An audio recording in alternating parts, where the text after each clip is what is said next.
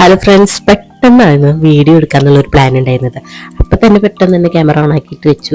അപ്പോൾ തന്നെ ഞാൻ ബീഫ് കഴുകി മസാല ഒക്കെ ഇട്ടിട്ട് വേവിക്കാൻ വെച്ചിരുന്നത്. അത് ഇതിലില്ല. അപ്പോൾ നമുക്ക് സവാള വെച്ചിട്ട് തന്നെ തുടങ്ങാം. അപ്പോൾ സവാള നന്നായി വഴറ്റിയെടുക്കണം കേട്ടോ. ഞാനൊരു ബീഫ് കൊണ്ടാട്ടം ഉണ്ടാക്കാനായിട്ട് പ്ലാൻ ചെയ്യുന്നത്. പിരിക്കാണ്ട് ഇങ്ങനെ നമുക്ക് ബീഫ് കൊണ്ടാട്ടം ഉണ്ടാക്കിയാലോ. നമുക്കിത് നന്നായി സവാള നന്നായി വഴറ്റിയെടുക്കണം കേട്ടോ. കുറച്ച് സവാള ഇട്ടിട്ടുള്ളൂ. നന്നായി ഉപ്പൊക്കെ ഇട്ടിട്ട് നന്നായിട്ട് വഴറ്റിയെടുക്കണം. ഞാനിപ്പോൾ ഒരു 3 ചെറിയ സവാള ആണ് ഇതിലേക്ക് എടുത്തിട്ടുള്ളത്. ഇനി ഇതിലേക്ക് നമ്മൾ പച്ചമസാല ഇട്ട് കൊടുക്കണം. പച്ചമുളക് 2 ഇട്ട് കൊടുത്തിട്ടുണ്ട്. കുറച്ച് വേപ്പിലയും പിന്നെ ഇഞ്ചി ജിഞ്ചർ ഗാർലിക്കിൻ്റെ പേസ്റ്റ് ഉണ്ട്. അപ്പോൾ ആ പേസ്റ്റാണ് ഇട്ട് കൊടുത്തത്.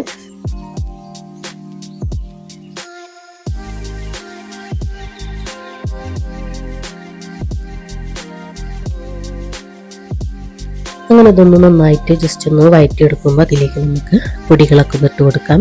മല്ലിപ്പൊടി, മഞ്ഞൾപ്പൊടി, ജീരകപ്പൊടി, കുരുമുളക്, മുളക് പൊടി ഒക്കെ ഇട്ടിട്ട് നന്നായിട്ട് വഴറ്റിയെടുക്കണം. സാധാരണ നമ്മൾ ഇറച്ചിക്കറിക്ക് എന്താണ് ഇടുന്നത് അത് തന്നെയാണ് ഇത് ഇട്ട് കൊടുക്കുന്നത്.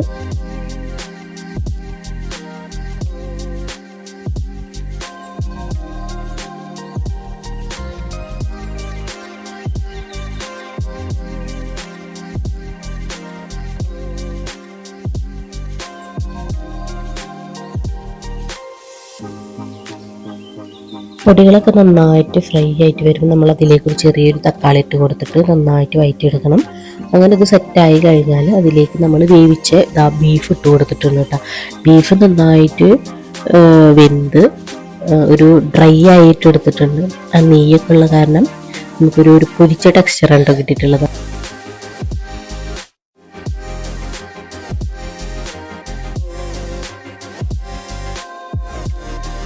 അങ്ങനെ അത് നന്നായിട്ട് കുറച്ച് നേരം തിളപ്പിച്ച് മസാല ഒക്കെ അതിലേക്ക് പിടിച്ച് സെറ്റായി വരുന്ന ടൈമിൽ നമ്മൾക്ക് ജസ്റ്റ് സെൻറ്ററിൽ സ്പേസ് ഉണ്ടാക്കിയിട്ട് ഞാനതിലേക്ക് ഈ ഒറ്റൽമുളക് പൊടിച്ചതുണ്ടല്ലോ കൊണ്ടാട്ടത്തിൽ മെയിനാണല്ലോ അത്.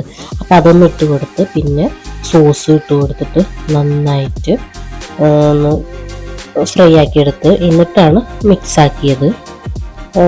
സെൻറ്ററിൽ തന്നെ ഇട്ടിട്ട് നന്നായി ഒന്ന് ചൂടാക്കി ഇതാക്കിയതിന് ശേഷം അത് മൊത്തത്തിലൊന്ന് മിക്സ് ചെയ്തെടുക്കണം. ഒരുപാട് വീഡിയോസിൽ ഞാനത് പൊരിച്ചിട്ട് മസാല വെച്ച് പൊരിച്ചിട്ടും ഒക്കെ അങ്ങനെയാണ് ഉണ്ടാക്കുന്നത് കണ്ടത്. ഇത് ഇങ്ങനെ ഒരു പൊരിച്ച ടെക്സ്ചറിലുള്ള കിട്ടിയാൽ നമുക്ക് ഈ ഒരു മെത്തേഡിൽ ഉണ്ടാക്കാമെന്ന് വിചാരിച്ചു.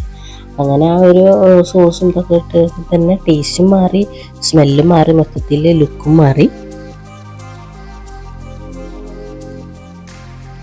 അങ്ങനെ അത് കുറച്ച് നേരം കുക്ക് ചെയ്തതിന് ശേഷം മല്ലിയിലൊക്കെ ഇട്ട് കൊടുത്തിട്ട് നമ്മൾ കുറച്ച് നേരം ഒന്ന് തിളപ്പിച്ച് സെറ്റാക്കി എടുക്കണം. അപ്പോൾ അതാ കുറച്ച് ഈ തിളച്ചുകൊണ്ടിരിക്കണം. അതിൻ്റെ നെയ്യൊക്കെ തന്നെയാണ് കേട്ടോ.